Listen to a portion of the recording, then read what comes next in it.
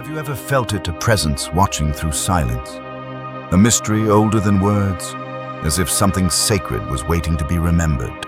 Today we follow the hidden thread from Scripture to the Grail, from forgotten women to the flame they still carry. May this story not just inform you, but awaken you. The hidden gate beneath Solomon's temple. The year was 12E. 9 men. 9 armored figures cloaked in soot and silence stood before the cracked steps of the ancient temple. There were no horns, no blessings, no sunlight pierced the vaults above Jerusalem. They descended slowly, wordlessly, as if walking into the memory of the earth. Each footstep a vow swallowed by stone. No one knew where they went, and no one dared to ask. Their leader, Hugues de Payens, carried no sword, only a torn map hand-carved into goatskin, etched with symbols no one but he could read. In the corner, faded Latin veritas sub lapide est. Truth lies beneath the stone. They entered the underbelly of Solomon's temple, and then they vanished.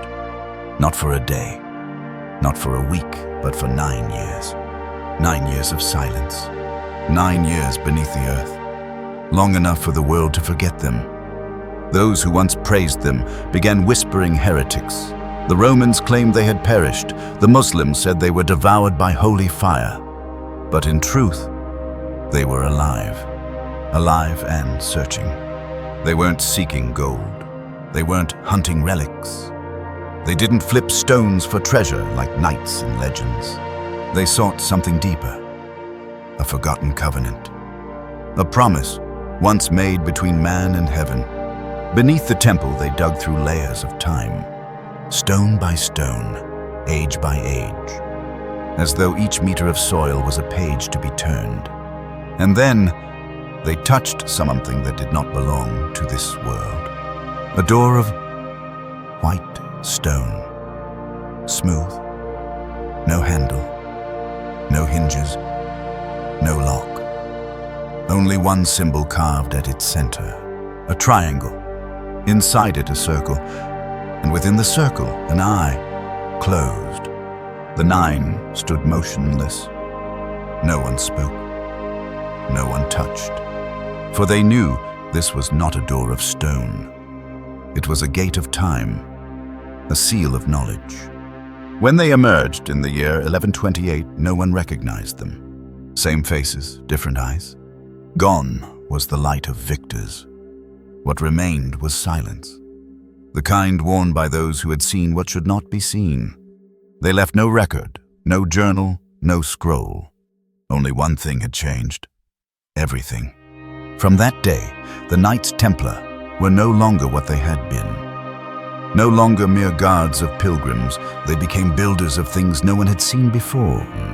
Circular chapels, vaults of light, domes aligned with the stars, and at the heart of each structure, not a cross, but the same symbol carved on that sealed door. But what did they find behind that door?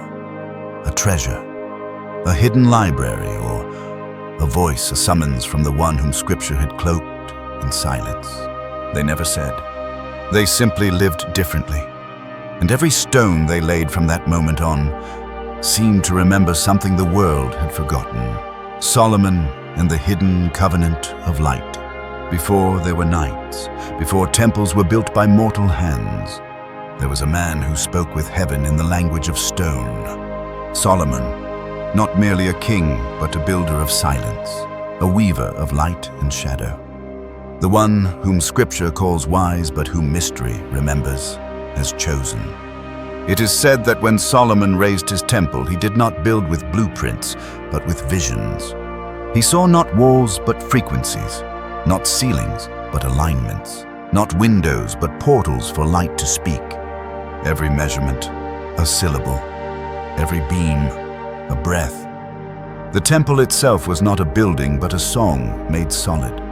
And Solomon knew that what is built on earth can echo what was first imagined in heaven.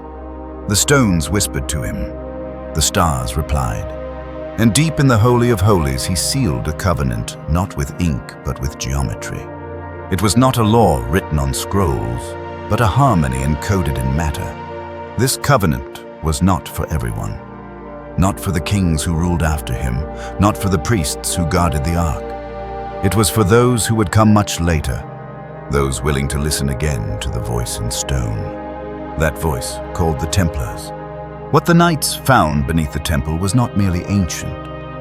It was original, older than Israel, older than Babel, perhaps even older than the Fall. Scrolls wrapped in linen, etchings not of Hebrew or Latin, but of a script never spoken aloud. A sacred silence, preserved like fire in clay. Among the finds, a map of stars overlaid on the human body. A diagram of the soul's ascent through light, and a name written backwards, upside down, in a triangle of ink. Solomon, they began to understand. Not just who he was, but what he was protecting. Solomon had not only built a temple, he had hidden a language. One that merged heaven and earth. One that taught how to construct memory into matter and silence into sound. To the untrained eye, it was just architecture. To the Templars, it was initiation. They saw his ratios in the dome of the rock, his alignments in the stars above Jerusalem, his symmetry in the bones of every chapel they would later raise. Solomon had built the first cipher not in code but in cathedral. And in every stone they laid from that day forward, the Templars weren't just honoring him, they were obeying him, repeating what he had whispered to the earth. Truth lies beneath the stone. The same truth he had once drawn with fire, a truth so pure it had to be hidden. But if Solomon hid the key, what then was the lock? And who was meant to open it? The transformation of the Templars. They returned, but they were not the same. The world saw armor, but what had returned to Jerusalem was not a band of knights, it was something quieter and far more dangerous. The 9 who had vanished beneath the temple now carried no trophies, no parchments, no relics to boast of, only silence. It was not an empty silence. It was deliberate, the kind that presses behind the eyes, not from forgetting, but from knowing too much. Their leader, Hugues de Payan, spoke less now. He carried no visible sword, only a carved stone disc kept wrapped in cloth and worn beneath his breastplate. It bore the same symbol they had found on the sealed gate triangle. Circle. Eye closed. This silence became their rule, not enforced but embodied. When new members joined their ranks, they were not handed weapons. They were led into chambers without windows where the only light came from a single red flame. There they heard no sermons. Only a phrase whispered 3 times. You are not here to fight. You are here to remember. And so they remembered. They remembered the ratios in Solomon's measurements. They remembered the feeling of stone that sang. They remembered the map of stars that pulsed like a heartbeat. And slowly, deliberately, they began to build. Temples rose, but not for worship. They were cathedrals of memory. Every arch held a secret frequency. Every wall absorbed sound in sacred ratios. They aligned their chapels with the solstice-angled beams to match starlight at dawn, and placed columns in patterns that mimicked the folds of the human ear. Their buildings could hear, not in metaphor, in function. Some say they encoded music into the glass. Others believe each window was a vibrational gate, a threshold where prayer could fold into light. But all agreed, what the Templars built was not meant to be explained. It was meant to be felt, like a memory returning from before your birth. They called it the Seal of Silence, a vow, a ritual, a pattern in stone. They never published it, but it appears in fragments in the geometry of Chartres Cathedral, in the spiral stairs of Rosslyn, in the circular foundations of hidden chapels buried beneath French forests. It was not a ceremony. It was a state of being. The sword was still there, but sheathed. They no longer defended pilgrims. They defended a truth that could not be spoken, only built, only lived. And those who joined them, the initiates, the masons, the stone readers, were not just followers. They were translators. They turned memory into form. They built glyphs in marble. They sang in echo chambers where no voice touched a wall twice. And in the center of every chamber they built, they left a circle, empty. A space not for man, not for altar, but for presence. Something unseen, something that waited. Because what they found beneath Solomon's temple was not just knowledge, but instruction. Not answers, but blueprints for remembering the divine through silence, through structure, through shadow. But what happens when silence is too sacred to be allowed? What does the church do when knowledge begins to speak? Without permission. The third veil and the woman in the silence. There was a rite they never spoke of. Not even among themselves, a ritual older than their order. Older than the church. Perhaps even older than the covenant itself. They called it the third veil.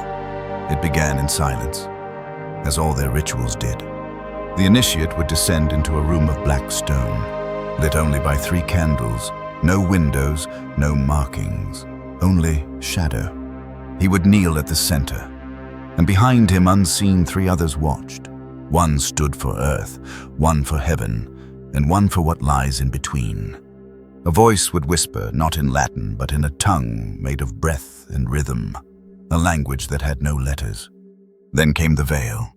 First, a linen cloth draped over the initiate's eyes, symbol of the world's illusion.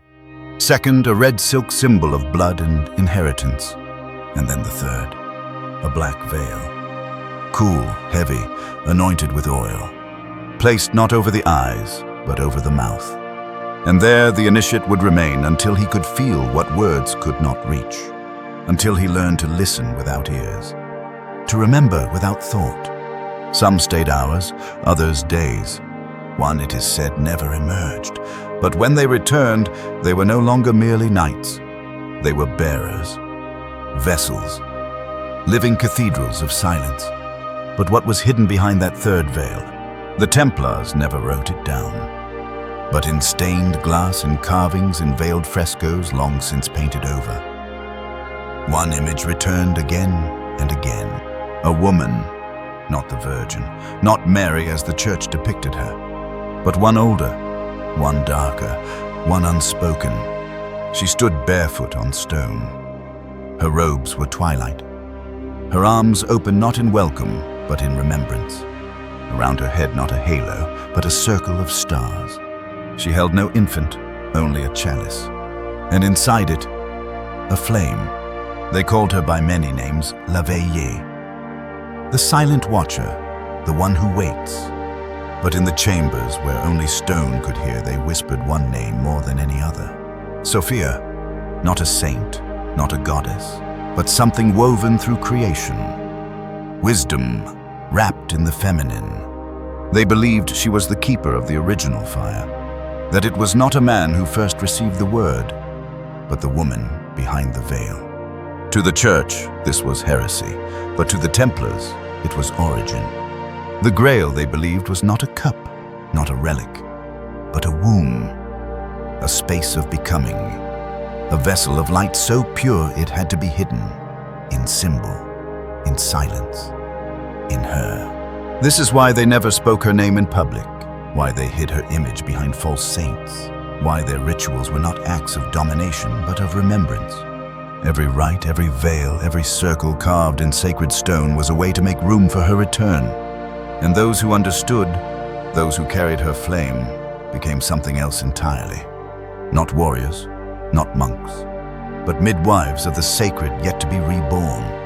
But power, when hidden, becomes dangerous, and silence, when too pure, threatens the ones who speak lies, the architecture that remembers. The Templars could not speak of what they found, but they could build it. They did not write it in books. They carved it in stone, not to be read, but to be felt. Their cathedrals were not monuments. They were messages written in proportion, in shadow, in the trembling silence between beams of light. Every arch, a syllable, every spire, a prayer, every window, a gate. To the ordinary eye, they were beautiful. To the awakened, they were living scripture. They began to build with ratios from Solomon, but now infused with something more, the memory of Sophia. Circular chapels echoed with the womb's shape, columns placed in Fibonacci spirals, altars not centered on the cross, but on the east window where dawn broke light into 7 rays, each ray calibrated to a musical note. When sunlight passed through, it didn't just shine, it sang. They called it the language of light, a geometry that mirrored the heavens, a rhythm that whispered, "He is coming." In Chartres, they hid her face in stained glass blue deeper than sea eyes, wide and watchful. In Rosslyn, they carved her in vines and veils, a woman among leaves holding no child but a book, one without words. In Portugal, they left an open rose where a crucifix should have stood. It was not error, it was invitation. Some cathedrals were aligned not to Rome, but to stars. The north tower of one aligned with Vega, another mirrored the Pleiades. Each alignment was a memory coded into stone, saying as above, so within. Their knowledge wasn't just symbolic, it was functional. Rooms were built with acoustics that amplified certain frequencies. Chambers where a single whisper could circle the room 7 times before fading. Some were designed for light to fall in one perfect circle on a single date each year, often March 25th, Feast of the Annunciation, the day Sophia once said yes to divine birth. To the eye of the church, these were decorative flourishes. To the Templars, they were instructions, a blueprint for becoming. And so they hid her, not behind walls, but within them. Her image was never painted directly, but she was everywhere, in the curves of the apse, in the spiral of stairwells, in the rose windows that echoed her crown of stars. The cathedrals were living grails, each one a vessel meant to hold presence. They were not built to house believers, they were built to birth memory. Some say the builders fasted for days before carving a single stone. Others claim they were chosen not for strength, but for the purity of their dreams.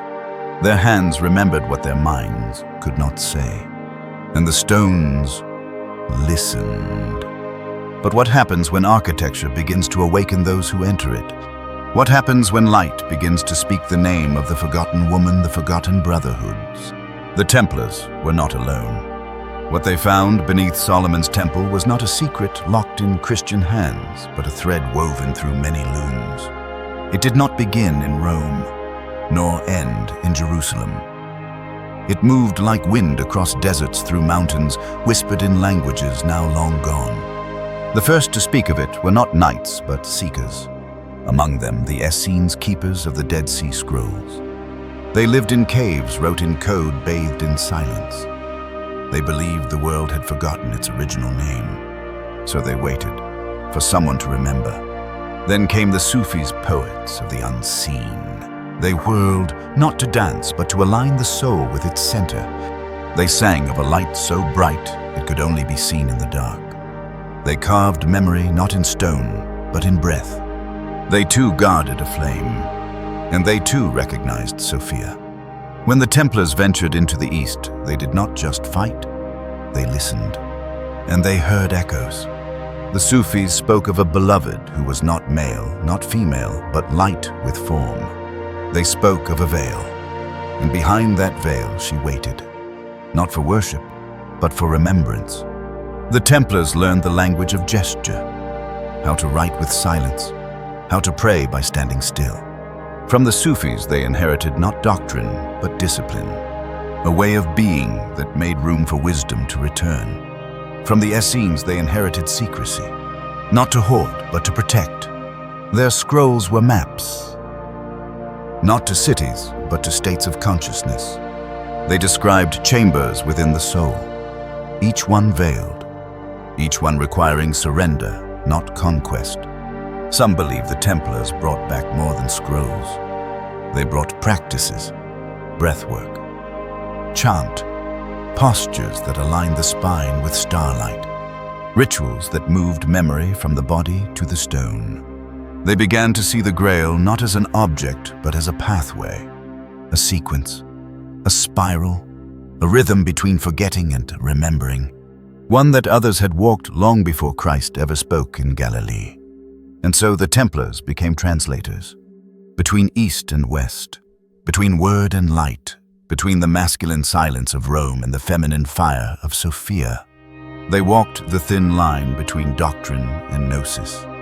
And some say they walked too far. For when knowledge passes borders, it no longer belongs to any church. And when truth becomes shared, power begins to slip. The Templars hid what they learned, in architecture, in symbols, in rituals of 3 veils, 7 steps, and 12 echoes. They stitched Sophia into every chapel's breath. They traced the Essene diagrams into hidden chapels underground. They wrote Sufi patterns into ceilings no priest could see. Their silence was not absence. It was protection of a lineage, a wisdom, a woman, older than kings, brighter than fire. But memory has enemies, and silence cannot last forever. The Grail was never a cup. The world has long searched for the Grail. A chalice, a vessel, a cup that caught divine blood. But the Templars knew the Grail was never made of gold, never carved by man, never placed on any altar. Because the Grail was never a thing, it was a being, not an object, but a presence. Not something to be held, but something to be born through. They called it the bloodline of light, not because it carried royal blood, but because it carried memory. An unbroken transmission from Sophia through the womb, through the word, through the silence into flesh. The Grail was the womb, the sacred feminine, the space in which the divine did not descend, but emerged, not imposed, but invited. They saw the womb not as symbol, but as altar, the only place where heaven bows to enter earth. In their scrolls, hidden beneath wax seals buried in stone crypts, they wrote of a lineage, a passing on, not of kingship, not of dogma, but of embodiment.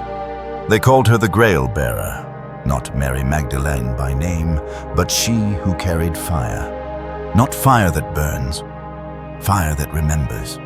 This fire could not be taught, only received, and only by those who had entered the 3rd veil, only by those who had faced the silence and survived it. And so they watched, not for relics, not for ancient temples. They watched for women, women whose dreams aligned with the stars, whose presence made silence deeper, whose eyes held the ache of memory the world had buried. These were the true Grails, not vessels of wine, but of wisdom. The Templars never crowned them. They protected them. They built chapels where no men could enter, sanctuaries of breath and stillness, places where Sophia could walk without being named. To the Church, this was heresy. To the Templars, this was salvation. Because they believed until the feminine was restored, no kingdom would last, no light would remain unbroken. They were not preserving a myth, they were guarding a lineage. Not in blood, but in frequency. The Grail was not passed through genetics, but through calling. It was vibrational, a resonance between soul and cosmos. And when that resonance was heard, the Grail was awakened in the body. This is why they hid her, why they never wrote her name, why her flame was folded into rituals of light, of silence, of breath. Because the world was not ready to see the Grail walk on 2 legs. But there were those who did see her, and they feared her. Because what cannot be controlled must be erased. When fear became fire. The Church does not fear darkness, it fears uncontrolled light. For darkness can be named confined, labeled heresy and burned. But light, pure, unsanctioned feminine, it spreads, it awakens. And so the silence the Templars had kept became too loud. Rumors rose like smoke. Whispers of secret rites, of women in robes, of cathedrals that sang without sermons, of knowledge that came not from Rome, but from beneath the temple. And worst of all, whispers that the Grail was not a cup, but a woman. Not an object to protect, but a truth, to live. That was the turning point. Silence, once sacred, was declared seditious. The Church asked, what do they know that we do not? The question was not theological, it was political. Because where light moves freely, authority crumbles. So they moved, quietly, systematically. Not at first with swords, but with scrolls. edicts, excommunications. Templars were called deviants, alchemists, devil worshippers. Not because they worshipped demons, but because they revered what the church could not name. And then came the fire. Friday, October 13th. A day now soaked in shadow. Dawn broke not with birdsong, but with boots. Templars were dragged from chapels, books burned, symbols torn from stone.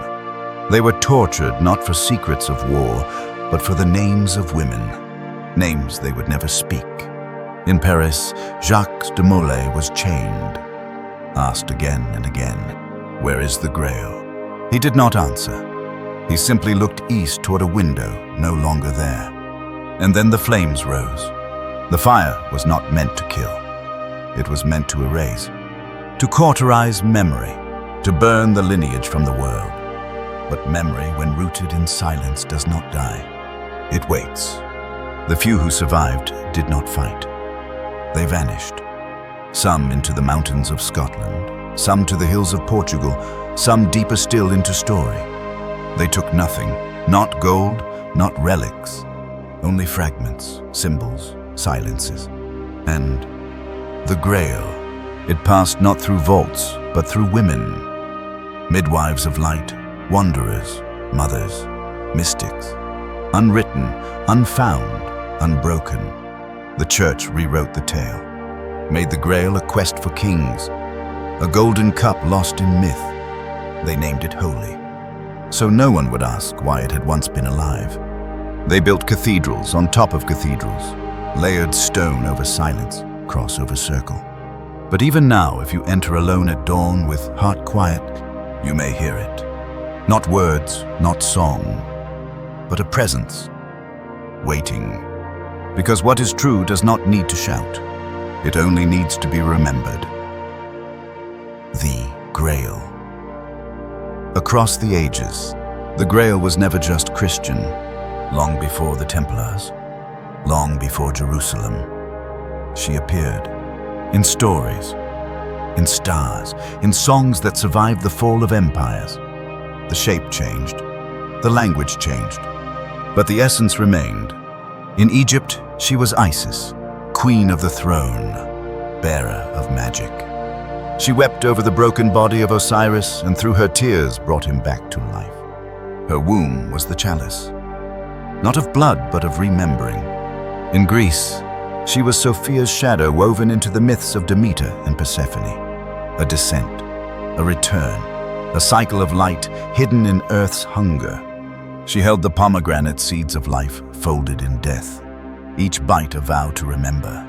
In India, she was Shakti, not a goddess above, but the living force within. She danced in fire, sang in vibration, moved through every form. They did not worship her from afar. They invoked her, invited her to awaken. Among the Hebrews, she was known not by name, but by presence. In the Kabbalah, she is Shekinah, the indwelling feminine who dwells among the people when they remember the holy flame. She is not separate from God. She is God dwelling close. And when she is exiled, so too is the world. Every culture remembered her. Some in statues, some in silence, some in rituals of blood and bread, some in breath and geometry. The Grail was never hidden. It was only disguised. Cloaked in myth, folded into parable, etched into the bones of every sacred story. The common thread, she is always lost, and then remembered. She descends, and then rises. She is torn, and then reassembled. Not as she was, but more. This is the true pattern of the Grail. Not a thing to be found, but a path to be walked.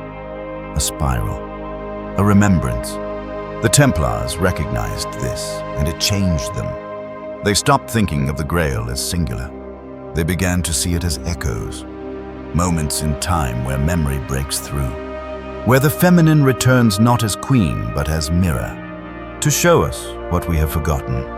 Some found her in nature, in rivers that flowed like veins, in groves where light moved like breath, in stones that vibrated when touched with stillness.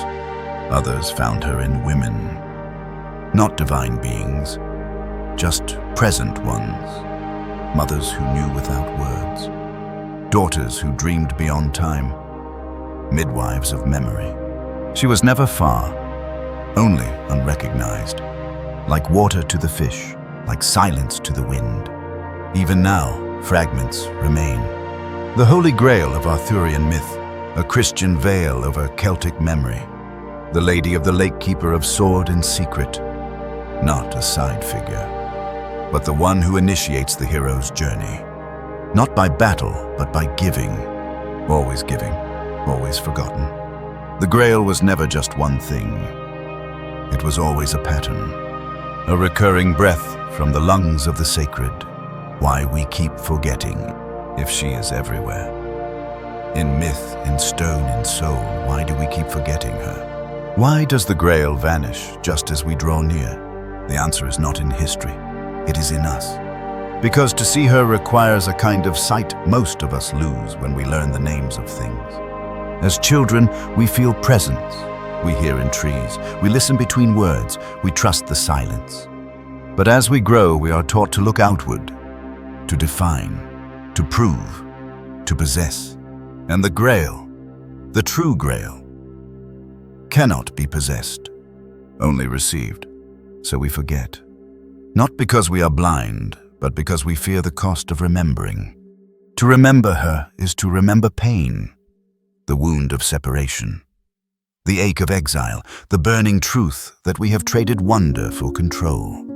Sophia does not shout. She waits. She stands at the threshold of every choice, not as judge, but as mirror. And when we do not like what we see, we turn away and say there is no Grail. But forgetting is part of the pattern. Every myth of the Grail contains loss. Every temple eventually falls. Not because the sacred fails, but because we stop listening. And yet, she returns. Always. Not the same. Not in the same form, but always with the same question. Will you remember me this time? That is why the Templars guarded silence. Not to keep secrets, but to create space where memory could return. They knew that to speak her too soon would be to lose her again. So they carved stillness, built absence, prepared chambers not for worship, but for recognition. Recognition is not seeing, it is re-seeing, to know again what we knew before we forgot. The Grail has always waited not in the heavens, but in the body. Not in relics, but in the rhythm of the breath, in the ache beneath longing, in the softness beneath strength. To seek the Grail is not to travel outward, it is to descend into silence, into stillness, into the place within where the divine waits to be remembered. And that is why the world forgets. Because silence is frightening, because descent feels like death. But in every descent there is a thread, a whisper. A woman holding a cup, not of wine, but of light. And to drink from it is not to gain power, it is to surrender to memory. This is why she returns in dreams, in music, in sudden grief, in wild joy, in the moments we cannot explain but never forget. She is not gone. She is just waiting for us to go quiet enough to hear her name again. The lineage that never died. The Grail did not vanish, it went underground. Not buried, but planted, like a seed waiting for the right season to rise again. After the Templars fell, the silence deepened, but silence is fertile.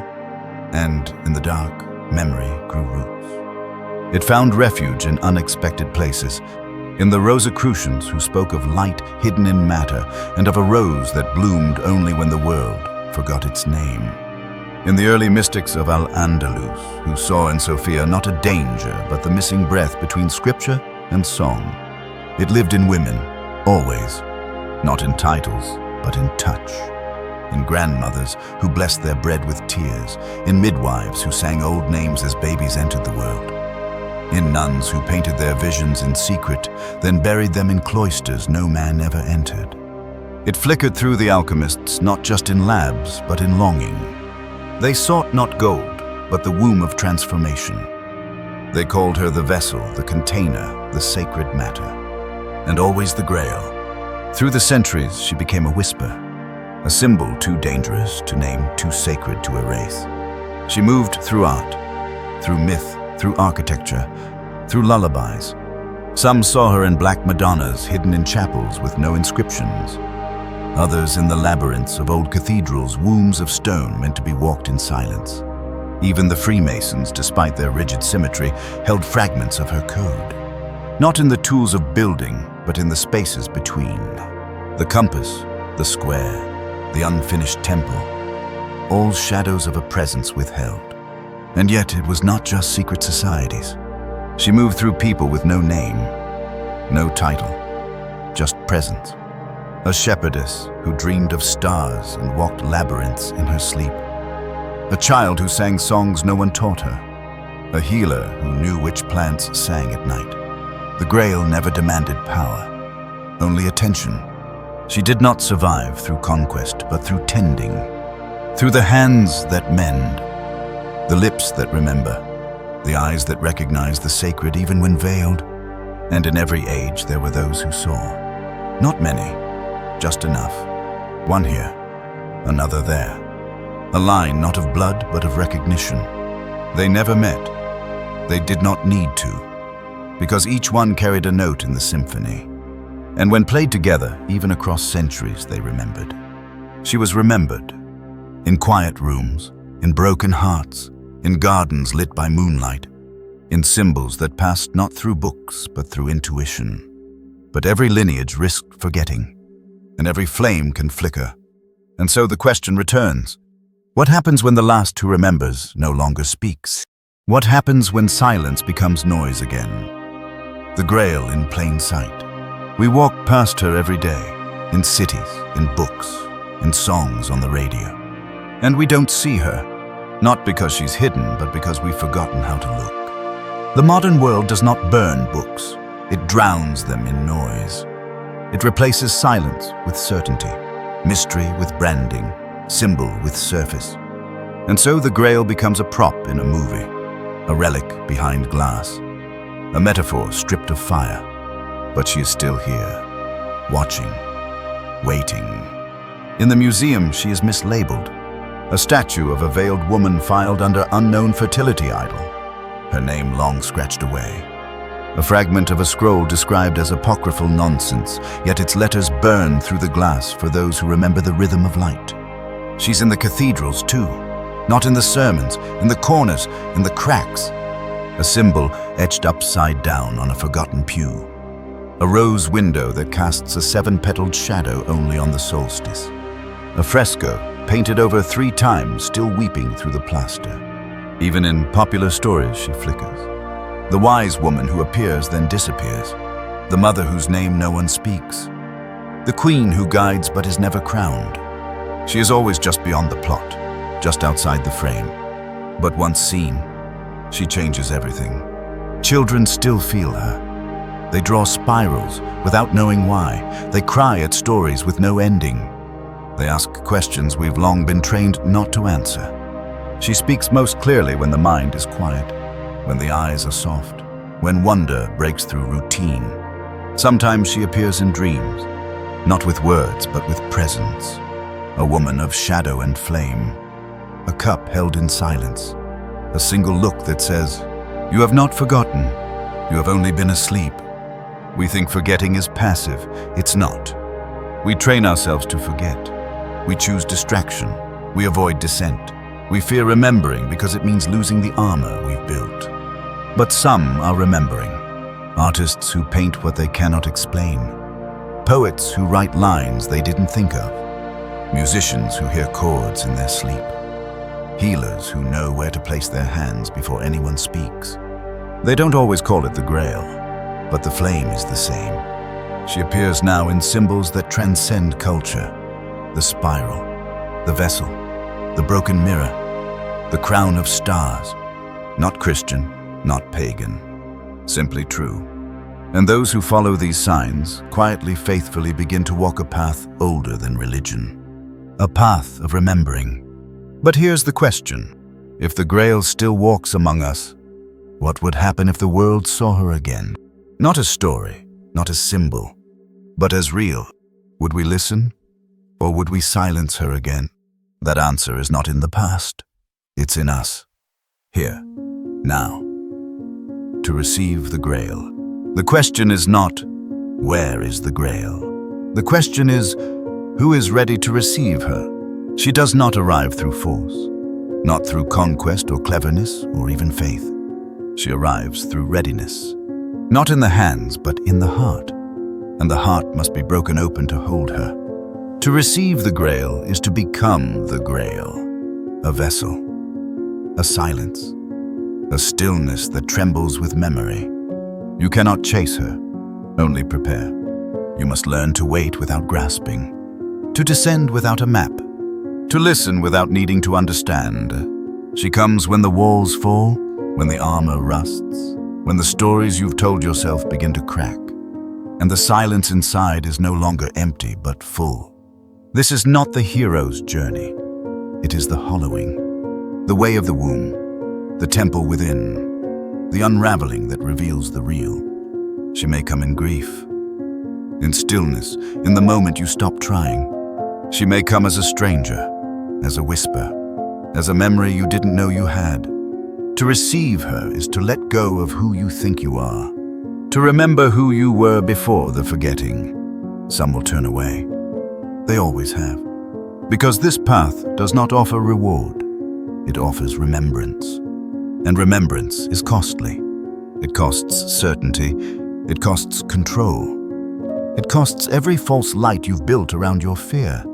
But for those who remain, a door opens, not outward, inward. And behind that door, not treasure, not doctrine, but presence, a light that does not blind, a voice that does not speak, a love that does not need to be earned.